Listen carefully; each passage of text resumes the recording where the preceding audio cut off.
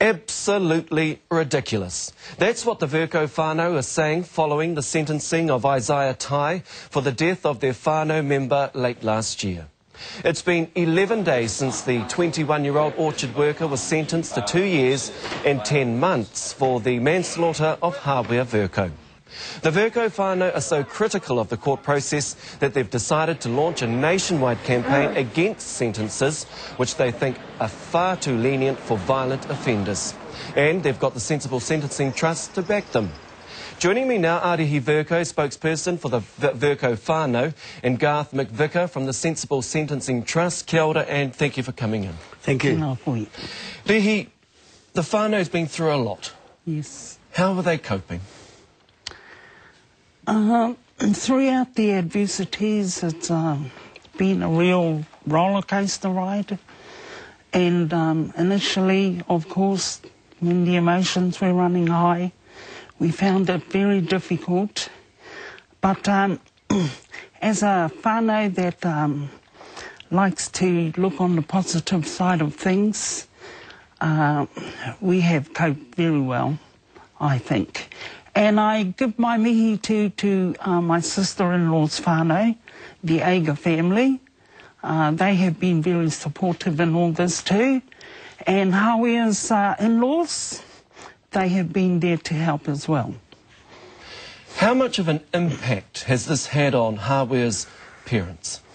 Oh, it's had a terrible impact. My brother, his father, he just refused to be at any of the court proceedings, and he refused to be at the sentencing because, as he said, no amount of jail and no amount of court proceedings is ever going to bring his son back.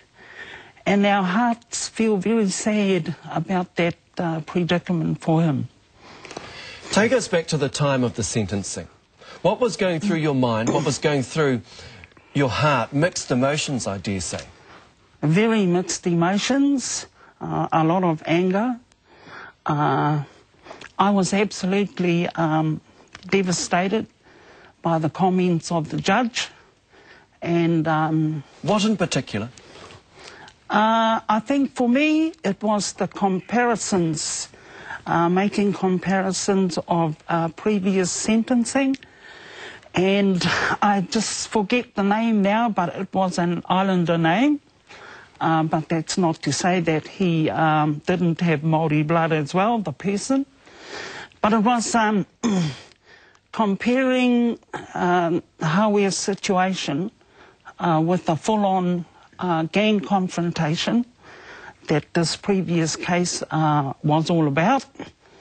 And in Hāwea's case, there was no full-on gang confrontation, but she actually said that that was the best comparison because the guy was hit from behind as well, and he fell to the ground. And so that was her determination of starting the sentencing from a 4-year, benchmark. Garth McVicker, 2 years and 10 months. Is that justice? No, it's not. It's ridiculous. And, you know, I realised that as soon as Hāwea was killed that, you know, this was a pretty well-educated, articulate family, some of the comments they were making. And I think from what we've seen as this whole process has gone on, and I know the Vercoe family are quite concerned that New Zealand is literally becoming a haven for criminals, and realistically that's because of the ridiculous sentences, because there's no deterrent value there. So, I mean, that's why we're throwing our weight in behind what the Vercoe family are trying to do here. 2 years and 10 months, I have to repeat it again because it just seems ridiculous. Yeah, it is, and the way we see it is the judges are actually underwriting the violence that we're having on our streets. The judges have the opportunity to send a message, a deterrent, a severe message, say this is not acceptable. Hāwea was hit from behind and he was knocked down, and then he was kicked in the head. That, in my opinion, is murder, and the Crown, in my opinion, should have stuck to murder and got that guy locked away for a long, long time so other people thinking of doing the same thing would think twice before they do that. It's one of the dumbest sentences I've seen for a long time, and hopefully there's two things we can do here. We can appeal the sentence, and hopefully the Crown will do that. But ultimately, there's got to be a campaign to push for a reform of the justice system in this area. Before we talk about moving on, in respect, though, of what the judge was able to do, the potential sentence, from what I understand, could have been life. Not to say that that could have would have been the likely outcome, but 2 years and 10 months, surely we could have seen a longer sentence than that. We could have, but there's been a deliberate ratcheting down of sentences recently. I'm not sure where that's coming from, and we won't go into that. But there's been a deliberate ratcheting down, so these offenders spend less time in jail. There's a corrupt ideology coming out of Wellington, out of the establishment, out of the judiciary, that these offenders shouldn't go to jail at all. That's wrong. I mean, these families deserve at least some consequences for losing Hauia. But also, the society, community, deserves a lot better than what we're currently getting. New Zealand has become a very, very violent society, and it's because of, in our opinion, these ridiculous sentences that we're seeing. Before the sentencing was handed down, the whānau, from what I understand, were engaged in restorative justice, had a whānau hui with the offender. Do you think that worked? Well, it had its positives, and then it also had some negative elements about it. In what way? The positives were that they were provided with an opportunity to come together and gain an insight into each other's, the impact, gain an insight into the impact. The whole concept, I suppose, of kanohi ki te kanohi is a huge concept for Māori. Aye. Just to clarify the importance, I suppose, of being able to sit and confront each other and face to face. Yes, yes, kanohi ki te kanohi is a very important tikanga to us. And as is tōna wā. Tōna wā is also very important in these circumstances. And in reflection, though, do you think that that type of situation achieved anything, given the very light sentence that was given to the offender? If you look at it intimately, in the true tikanga of Māori, yes, it did have some gains, but whether those gains are going to be appreciated by the other side, that is when the negative element comes into it. So what happens now? Garth mentioned there are two options. Yes, there's more than two options.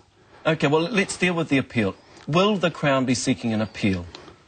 We are certainly going to encourage it, yes. So you want a longer sentence? Personally, yes, and we can make those personal feelings grow within the whānau, and they are very supportive of lodging an appeal. But there has to be a lot of consultation and, you know, assessment, weighing it up, seeing what our options are. But personally, yes, I would like to engage in such a drive to lodge an appeal. The whānau overall, and indeed Hauia's parents, mum and dad, do they how much confidence, if any at all, do they have in our justice system? Hauia's parents are very private people when it comes to their immediate whānau matters, and I think we should respect that. What about for yourself then? For myself, I have this determination to lead the way in a national campaign against these ridiculous sentences. And I also have a passion that there is the social decay in a lot of Māori whānau, and a lot of disrespect. And it really saddens me to see that a lot of the new generation of Māori have got this subculture that is excess alcohol and excess drug addiction, which inevitably leads to crime. Yes.